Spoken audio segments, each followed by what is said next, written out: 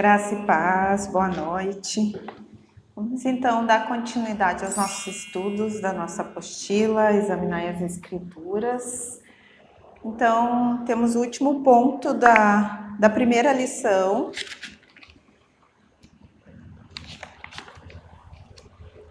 que fala sobre autenticando sua obra, a autenticidade da palavra de Deus. Então, a palavra de Deus, ela é composta deste único livro, dividido em livros, como eu já tinha explanado na aula anterior, e nós chamamos de cânon. Cânon, no seu original, quer dizer medida, vara de medir, medida certa. E vamos lá ler a palavra em 2 Timóteo 3.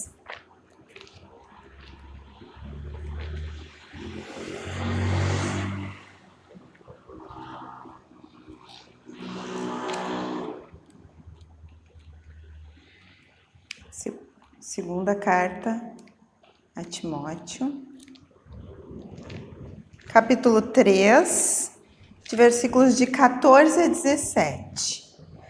Tu, porém, permanece naquilo que aprendeste e de que fostes inteirado, sabendo de quem o aprendeste, e que desde a infância sabe as sagradas letras, que podem tornar-te sábio para a salvação pela fé em Cristo Jesus. Toda a Escritura é inspirada por Deus e útil para o ensino, para a repreensão, para a correção, para a educação na justiça, a fim de que o homem de Deus seja perfeito e perfeitamente habilitado para toda a boa obra. Versículo 16 usa uma expressão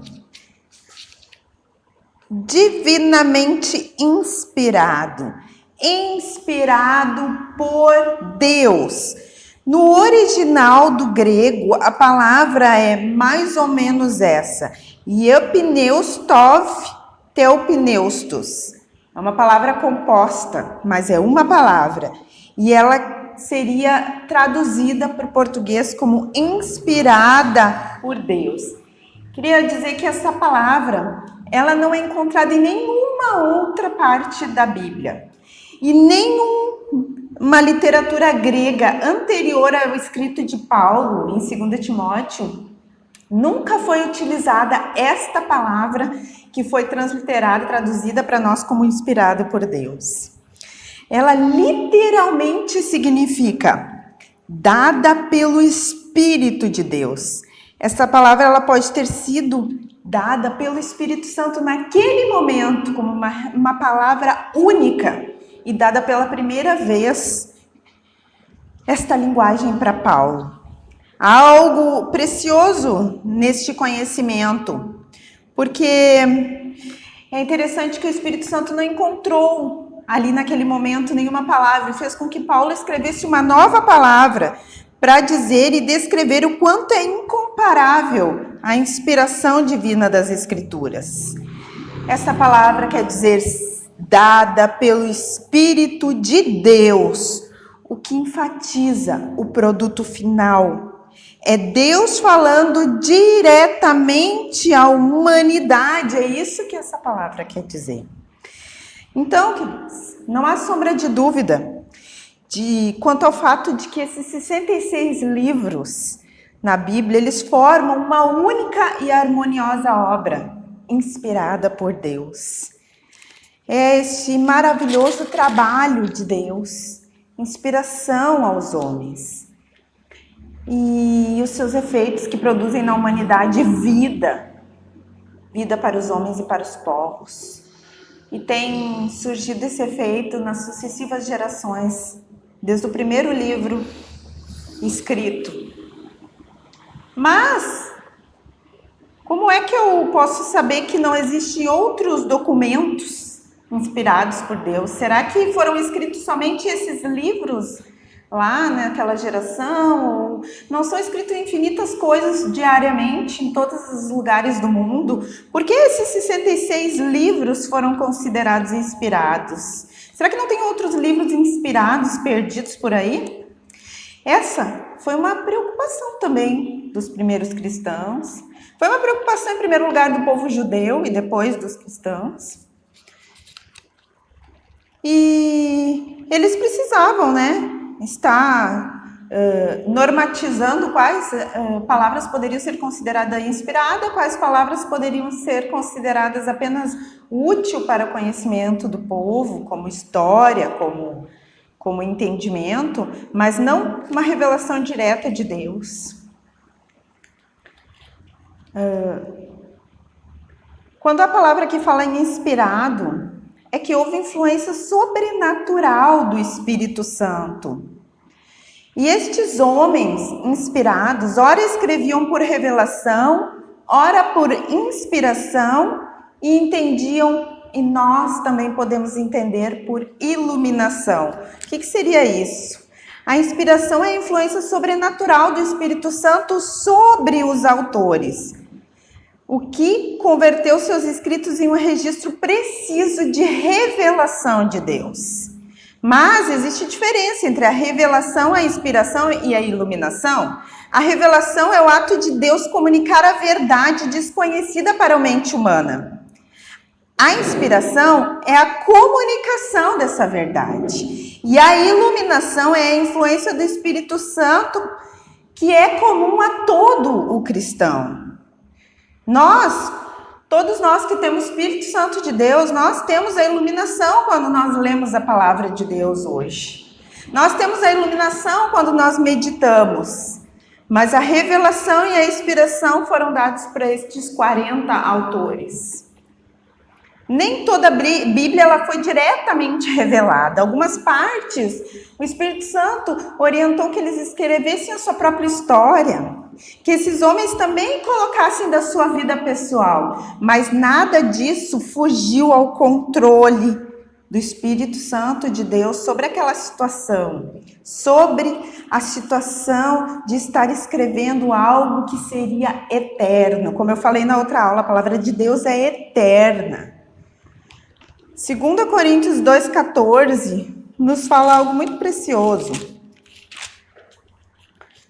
Graças, porém, a Deus que em Cristo sempre nos conduz em triunfo e por meio de nós manifesta em todo lugar a fragrância do seu conhecimento. Nós somos iluminados pelo Espírito Santo. Quando nós lemos a palavra da verdade, a nós vem como verdade sobre a nossa vida. Isso não acontece com outras pessoas. Quem não tem o Espírito Santo de Deus não recebe a iluminação sobre as verdades aqui escritas. E muitas vezes pessoas leem essa palavra e não entendem aquilo que é direcionado para a sua vida como regra de fé e prática. Mas isso não retira a inspiração e a verdade e a inerrância dessa palavra. Eu queria relembrar você que essa transliteração, essa tradução, inspiração que o autor aqui, quando traduziu o português, usou, é a mesma palavra que a gente usa para quando a gente está respirando. As minhas filhas aprendem lá em ciências, quando você inspira o ar, o que acontece? O ar entra, o oxigênio entra, limpinho, vai pelo nosso organismo todo e ele volta, como se tirando a sujeira para fora, que é a expiração.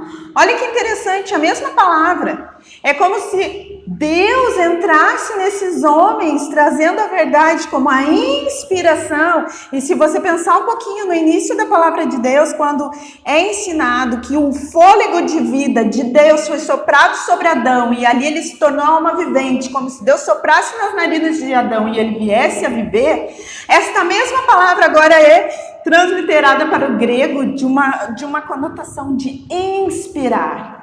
Inspirar, é como se o Espírito Santo entrasse sobrenaturalmente, e assim acontece na vida de cada autor da palavra de Deus, como uma inspiração, e ele entrasse lá dentro, fizesse todas as modificações necessárias para que a palavra verdadeira saísse através da vida desses homens. É tremendo esses detalhes que a gente muitas vezes deixa de estudar, É muito importante, um cristão não pode jamais perder tempo em sua vida só com coisas que não são a verdade absoluta. A gente deve gastar o máximo de tempo possível tentando entender a palavra da verdade, a palavra eterna, aquilo que nos foi revelado, a inspiração divina através dessas páginas. Nós devemos gastar todo o nosso esforço físico, mental, intelectual e até mesmo em oração, pedindo iluminação para entender essa palavra, porque é a palavra do próprio Deus sendo revelada.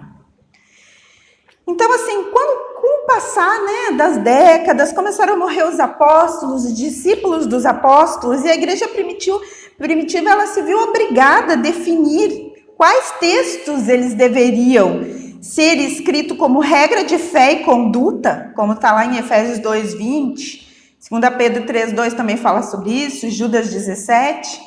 Era preciso perpetuar a doutrina dada por Deus aos apóstolos, evitando que futuras gerações, como nós, se corrompessem com ensinamentos de falsas epístolas, falsas cartas, falsos livros, que ainda nos dias de Paulo, e ele descreve isso nas cartas deles, já começavam a circular entre as igrejas.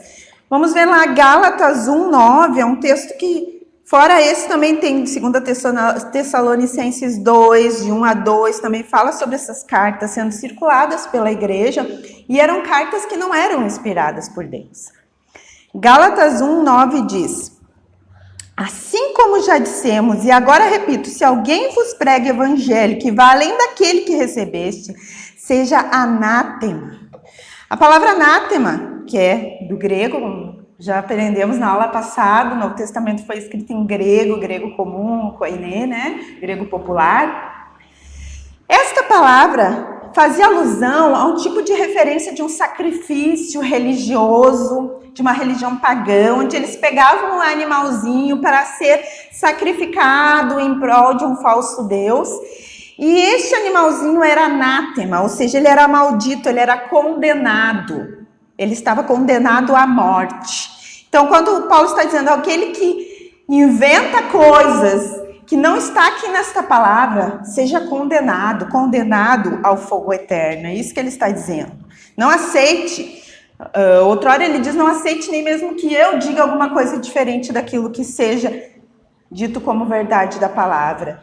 Paulo sabia que ele, como homem, poderia falar outras coisas que não fossem as verdades, poderia se confundir, mas havia a palavra dele que era inspirada pelo Espírito Santo, e essa era a verdadeira, porque era a palavra de Deus. Então, a definição do que seria uma escritura verdadeiramente inspirada por Deus obedeceu a alguns princípios de averiguação, para confirmar se ela havia canonicidade. Canonicidade vem da palavra canon, que quer dizer a medida exata. É uma palavra inspirada por Deus, cheia de autoridade. Precisava se definir qual que era a palavra de Deus e qual que eram opiniões das pessoas que viviam naquela época, que serve como uma leitura auxiliar, esses livros. E assim como hoje existe muita literatura cristã muito boa, muito preciosa, é muito importante a gente estudar. Teologia sistemática, teologia de diversas formas. Porém, existia uma necessidade de estabelecer o que era a teologia dos homens, e o que era realmente a palavra de Deus. Então, esses livros que precisavam ser inspirados por Deus para ser considerado palavra de Deus e entrar dentro desse conjunto chamado Bíblia, eles precisavam ter inspiração e autoridade de Deus em tudo aquilo que eles dissessem. E eles precisavam apontar para o mesmo sentido, o mesmo norte, como a gente estudou na aula passada, que cerca de 40 autores indicando a mesma direção, O plano de salvação de Deus para a eternidade, para a humanidade, aliás. Então, o Antigo Testamento havia sido já pré-estabelecido, a Bíblia se autoafirma como já as Escrituras. Quando o Novo Testamento está falando ali as Escrituras, ele não está falando dos textos, as cartas e tudo aquilo que foi escrito pós-Jesus. Ele está validando o Antigo Testamento. Como eu disse na outra aula, o Primeiro Testamento. Então, a Escritura está ali validando os profetas, validando Moisés, validando tudo que foi dito.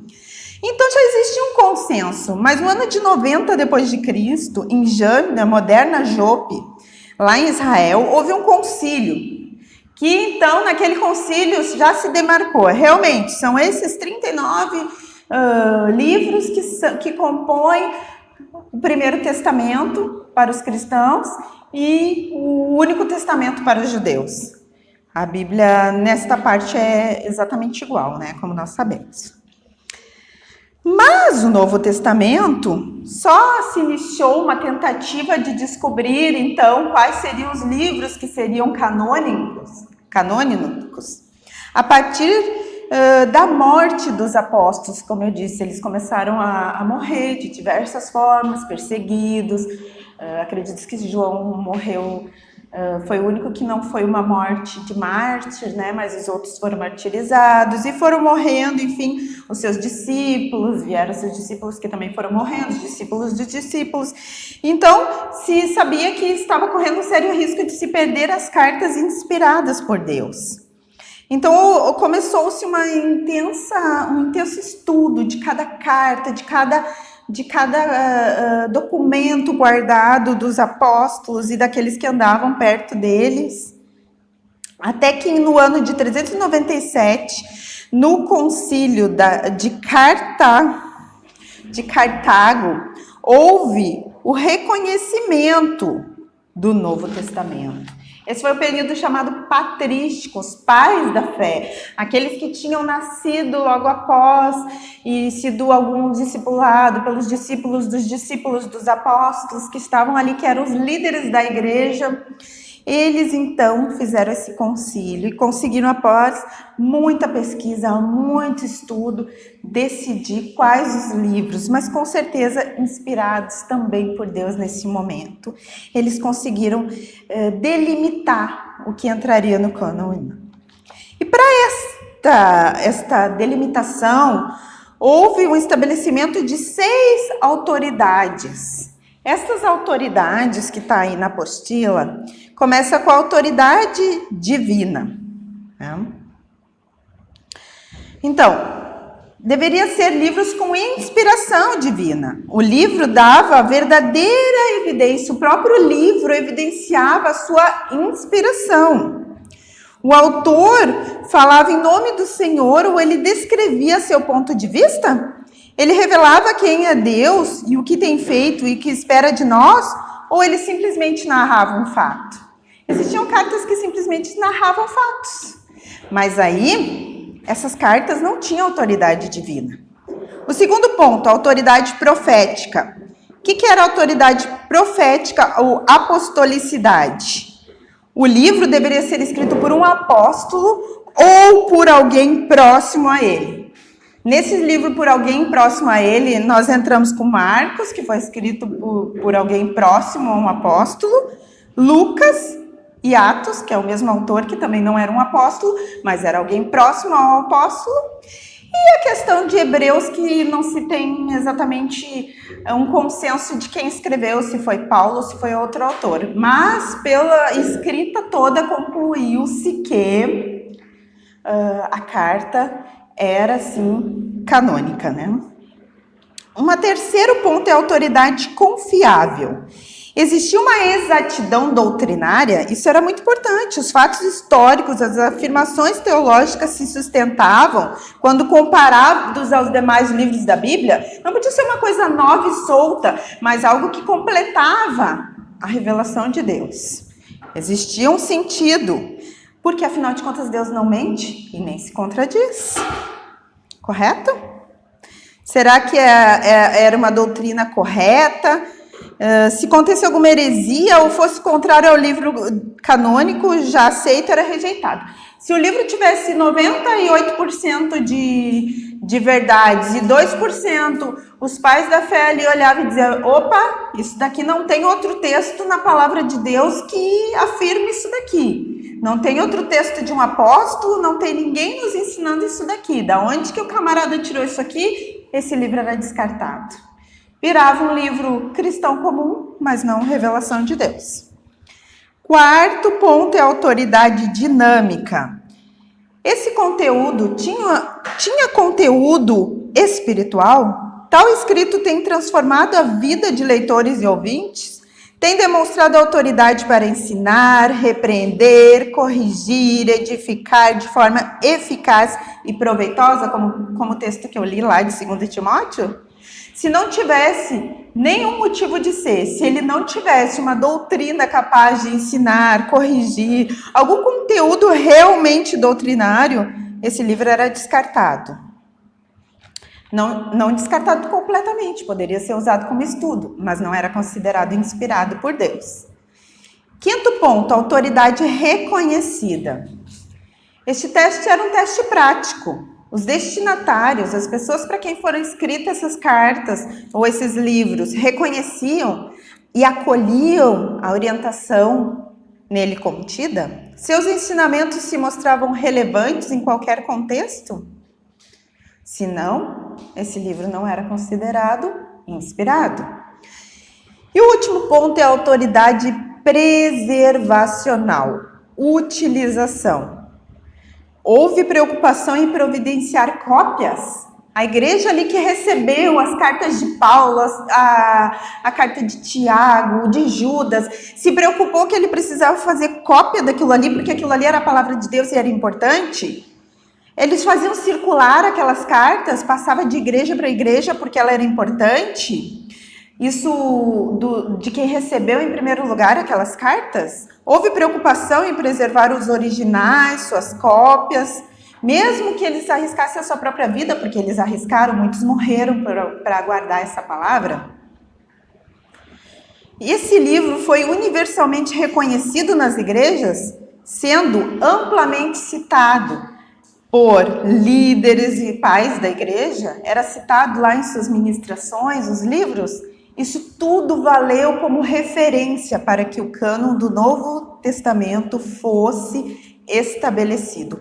Foi minucioso o trabalho, foi um trabalho muito inspirado também por Deus. É interessante que desde o início houve uma tentativa de diversas formas de tirar o crédito da Bíblia, da palavra de Deus. Foram levantadas diversas questões. Eu até trouxe um livro que eu estou estudando de bibliologia na faculdade, que fala que havia teorias já, desde o início, teorias que contradiziam a inspiração da palavra de Deus. Existia a teoria da inspiração natural humana, onde ela ensinava que a Bíblia foi escrita por homens, dotada de um gênio, força intelectual. Muito embora isso se perde pela própria Bíblia, ela se comprova que isso não seria possível. Mesmo que fosse possível, homens especiais como Sócrates, Platão, Milton e inúmeros outros, seria muito difícil ele conseguir cópias originais e conseguir escrever sem nenhum tipo de controvérsia dentro da palavra. Ele ia ter que conseguir saber de cor toda a Bíblia e não errar em nenhum momento colocando ideias dele. Seria bem difícil. Mas tentou se levantar essa, e até hoje falar, foram homens que escreveram. Foram homens inteligentes. Meu Deus, um período de 1.600 anos de diferença, onde eles não se encontravam um com o outro, onde eles não liam o material de um e de outro. E os caras conseguirem escrever o cerne, a direção igual. Meu Deus, se não foi Deus, então que tipo de manipulação sobrenatural houve para essas pessoas que realmente fica meio difícil dizer que um ser humano conseguiria fazer isso. Também tem a teoria da inspiração divina comum, que ensina a inspiração dos escritores da Bíblia, é a mesma que hoje nos vem quando oramos. Como eu disse, isso não é uma inspiração, isso é uma iluminação. É diferente. Então, essas pessoas não poderiam simplesmente só ser iluminadas e escrever, porque a gente sabe quanto inúmeros erros há nos homens quando eles se dizem iluminados e começam a explanar textos de forma incoerente. São pessoas com boa intenção, mas eles erram, porque o ser humano erra. Mas a palavra de Deus é inerrante. Como assim essas pessoas iam escrever com uma iluminação natural, uma iluminação divina, mas que pudessem ser movimentadas pela própria pessoa e não iam errar? Não ia acontecer dúvidas e pontos totalmente adversos. Existe também a teoria da inspiração parcial. Ela ensina que algumas partes da Bíblia são inspiradas e outras não. Como se isso fosse possível, né? Escrever uma mesma direção da palavra, o mesmo ensinamento da palavra e ter partes naturais e partes que são inspiradas e partes que não são. Com certeza haveriam muitos erros. Mas Miriam, a Bíblia fala de erros de homens. Tudo que está escrito ali, Deus assim quis. Deus queria que nós soubéssemos que os homens erram. E até mesmo os homens que Ele escolhe. Deus queria. E à medida que Deus queria que nós soubemos. Tem a teoria também da inspiração de ideias. Que Deus inspirou ideias da Bíblia, mas não as suas palavras. E daí as palavras ficariam a cargo dos escritores. Bem complicado isso se você pensar que tem pescador, que tem homens com cultura bem avançada, outros com menos cultura, diversas épocas diferentes. Aí tu vai pensar que eles simplesmente usariam das suas próprias palavras. Será que eles encontrariam palavras com coerência suficiente para que nós entendêssemos a Bíblia sempre numa mesma direção como ela tem? A Bíblia você não vai encontrar nenhum erro nela. Os erros que podem haver são os erros de uma interpretação incorreta, ineficaz e humana. Aí você pode dizer que um texto não tem ligação com o outro, mas quando há uma exegese correta, uma hermenêutica, um estudo do que foi dito, para quem foi dito e por que foi dito, você não vai encontrar nenhuma coisa que você diga, tal texto não combina com tal texto. Inclusive, isso trouxe para alguns homens de Deus sérias dúvidas. Se a gente vai estudar ali a história de Lutero, reformador, grande ícone da reforma protestante, quando ele estava lá e ele desvencilhou e o Espírito Santo descortinou a palavra para ele, e ele viu e ele leu lá, o justo viverá pela fé, pela graça, glória a Deus, estava lá todo aleluiado, aí ele chega lá na carta de Tiago e aí fala que a fé sem obras é morta. Ele entrou em pânico, ele disse assim, quer saber, o livro de Tiago deve ser tipo os apócrifos, não é de Deus. Ele não entendeu no primeiro momento, ele teve muita dificuldade. Só que quem entende o que Tiago quis dizer ali, aí você começa a ver que tem tudo a ver sim. Tiago não está retirando o poder da graça. Ele está te ensinando como vive alguém que é cheio do Espírito Santo e foi salvo pela graça. É óbvio que uma pessoa assim, é iluminada pelo Espírito Santo, ela não vai conseguir simplesmente continuar sua vidinha do mesmo jeito, sem produzir para o reino. É isso que Tiago está dizendo. E inúmeras outras coisas, que naquele momento trouxe o pânico para o nosso querido reformador, né? Então, assim, a teoria correta de inspiração da Bíblia é chamada de teoria da inspiração plenária ou verbal. E ensina que todas as palavras da Bíblia são inspiradas nos seus autógrafos originais. Mas que os escritores não funcionaram como máquinas inconscientes, mas houve uma cooperação vital entre eles e o Espírito Santo de Deus que os capacitava. Esses homens, eles escreveram a Bíblia com as palavras de seu vocabulário.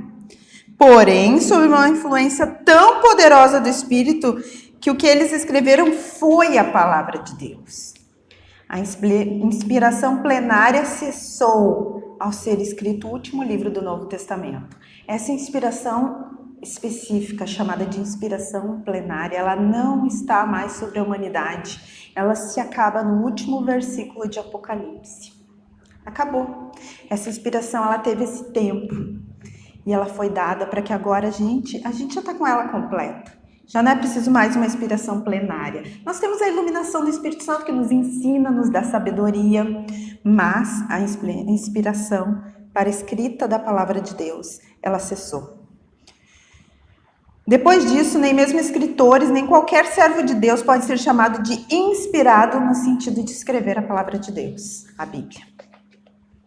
Aceitar a Bíblia como parcialmente inspirada não é adequado para a interpretação correta. Já começa, se a pessoa lê a Bíblia com esta heresia na cabeça, ela não vai interpretar a Bíblia de forma correta. Devemos aceitar a palavra de Deus como revelação de Deus. Isso abrange a Bíblia toda, palavra por palavra. Devemos reconhecer que ela não contém nenhum erro, nem histórico, nem científico, nem de questões de fé e de conduta. Ah, mas a palavra de Deus não explica toda a teoria da relatividade. Ela não está aí para isso. Porém, tudo que ela fala cientificamente é correto. Tudo que ela fala historicamente ela é correto. Ah, mas um texto lá de, por exemplo, os evangelhos, um fala que tinha um fala que tinha dois, historicamente está correto. Às vezes o autor colocou você está contando uma coisa que você lembra, às vezes você conta um dia antes do outro, mas os dias são ali, eles aconteceram.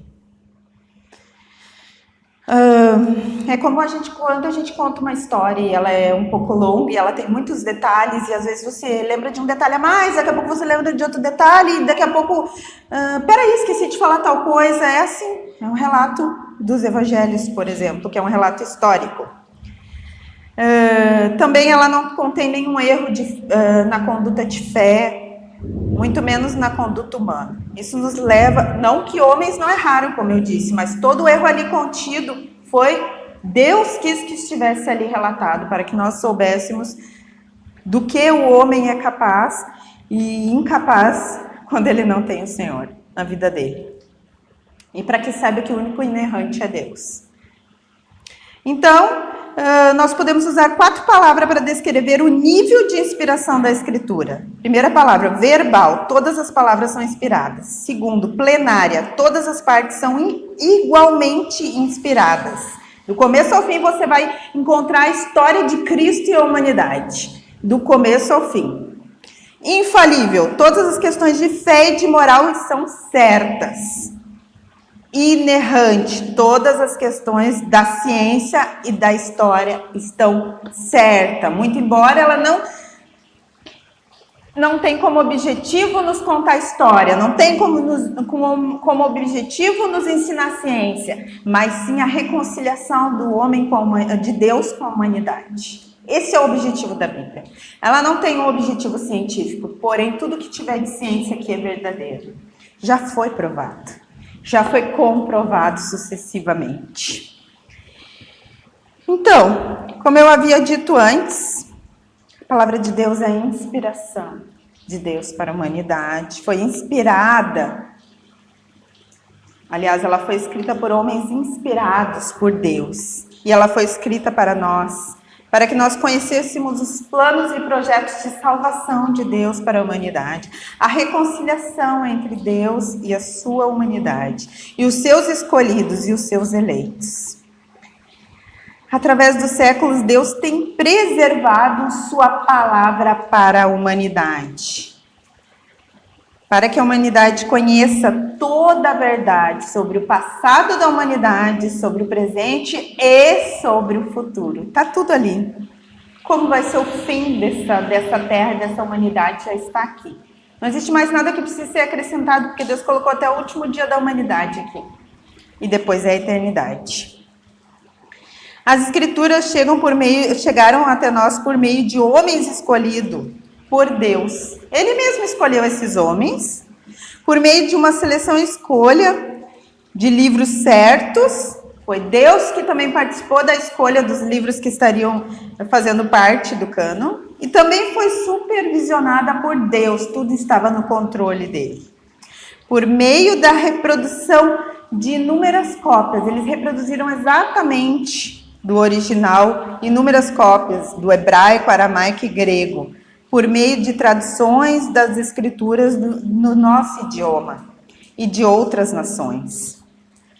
E quando a gente fala em inerrância aqui, a gente está falando de inerrância no original. Porque você pode se perguntar, tá, mas por que a gente tem revista corrigida e atualizada e reatualizada e revisada e revisada e revisada? O original é inerrante, mas toda tradução é passível de, às vezes, um termo ser colocado de uma forma que dificulta um pouquinho o entendimento. Aí volta e meia, vai estudiosos lá, estudam o original, estudam. Opa, para o português fica melhor assim, vamos atualizar. Para o português fica melhor assim, vamos revisar. Mas todas essas traduções, e a maioria que nós temos no Brasil, de Almeida e tantas outras, a NVI, a revista corrigida, a revista atualizada, todas vieram do original. Então, elas contêm muito pouca variação linguística. Embora que é humanamente impossível você traduzir exatamente igual ao original. Por quê? Porque existem palavras de uma língua que não vai ter em outra. Por exemplo, se você já estudou um pouquinho de inglês, assim, só um pouquinho, eu sou péssima em inglês. Mas você sabe, às vezes, assim, parece que em inglês fala assim, mim ser bonito. Em português, eu sou, um monte de conjugação, né? Pensa, daí que você vai pegar o grego, que não tem nada a ver com isso, Novo Testamento. E você vai ter que traduzir para a língua que diz mim ser não sei o quê, e para o português que tem 500 milhões de variação. É um pouco complicado. É bem complicado. E às vezes as pessoas se apegam a essas pequenas variações linguísticas para tentar dizer que a palavra contém erros. Olhem, queridos, diante de tantas e tantas revisões, essas pequenas distorções linguísticas ou falta de palavra, tem palavras que existem. Por exemplo, todo mundo sabe, português, saudade, na nossa língua não existe em outra língua, não existe saudade. Existem outras coisas equivalentes. Assim também, vai existir muitas coisas no hebraico, no grego ou até no aramaico que não tem correspondente para o português. Ou não tem para o inglês, ou não tem para o francês. E aí a pessoa, o tradutor e depois aquele que vai revisar, e eu quero dizer que são inúmeros estudiosos, não é uma pessoa que vai decidir isso, começam a achar palavras aproximadas. Mas isso jamais vai tirar a revelação da palavra. O que se tentou provar, principalmente ali quando entrou a questão do iluminismo e depois a questão do absolutismo no último século agora, depois do relativismo no último século, tudo é relativo, o que é verdade para mim não é verdade para ti. Aí começaram a tentar pegar esses textinhos aí, vamos dar tu vê, né? Essa palavra aqui não é bem assim no grego, e Não, só pode ser que tem coisa errada na Bíblia, né? Como é que tu vai saber? Então, tu vai ter que ler no original. Vai aprender as línguas aí e vai ler no original. Só que até mesmo quem tinha essa inteligência e capacidade de aprender no original não encontrou esses erros. Mas daí eles começaram, mas quem disse que tantos anos após não se perdeu os livros aí, né? Como é que vai saber se os livros lá, principalmente do Antigo Testamento, eles são aquilo ali? Porque, o povo judeu estava sempre em guerra, né? Será que não perdeu umas partes aí? Ou alguém que não era bem judeu lá, foi lá e acrescentou alguma coisa?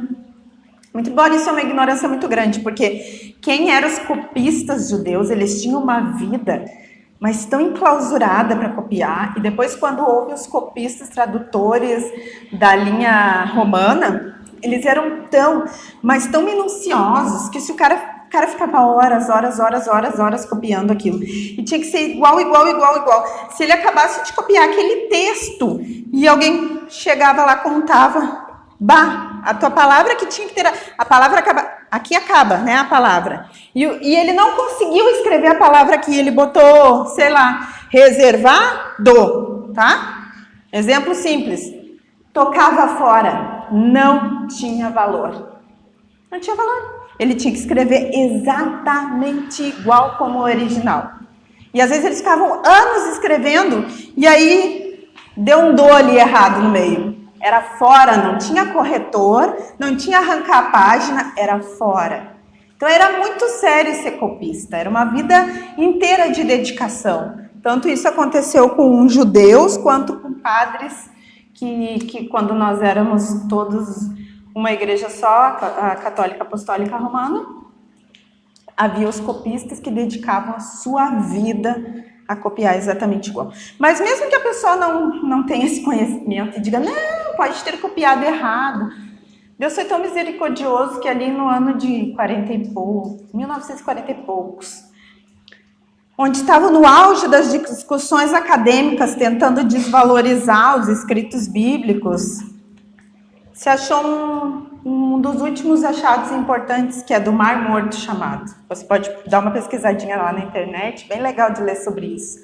Tava um camarada lá com suas cabrinhas lá e tal, daí ele perdeu os bichinhos lá nos campos, lá, perto do Mar Morto. Aí ele atirou uma pedrinha pra chamar os bichinhos, né? E aí quebrou uma parede. Ué?